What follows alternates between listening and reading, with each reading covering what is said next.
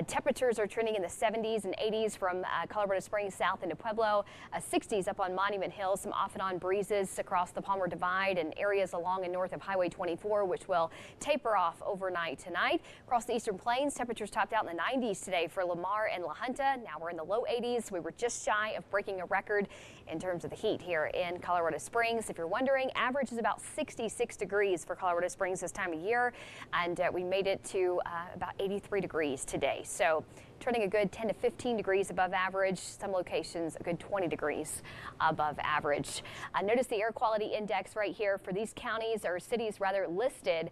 That yellow is considered moderate. Of course, Trinidad all green there, and not too bad there in Los Animas County and areas across the Sangre de Cristos. That north wind tonight will scoot some of this wildfire smoke across the Pikes Peak region.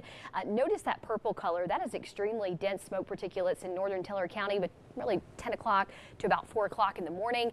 Here across Colorado Springs, very dense smoke. And then as we return the southerly winds tomorrow afternoon, it will help to flush out some of the stagnant smoke at the surface, but it's still going to be light to moderate tomorrow. It's just really the concern for the overnight hours, especially if you have sensitive respiratory issues. You may want to let, if you like to sleep with it on the cooler side, may want to flip on the AC. I know it's kind of painful, Bart, to do that this time of year, but maybe let the filter do a little bit of the work. Overnight tonight, temperatures in the 30s and 40s for the Pikes Peak region, below freezing west of I-25 for those high valleys such as the San Luis Valley. We finally welcome a pattern change.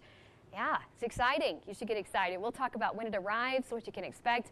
That's all coming up in just a few minutes. All right, Mary, thanks. The Colorado Springs Mayor and City Council don't have the luxury of waiting to see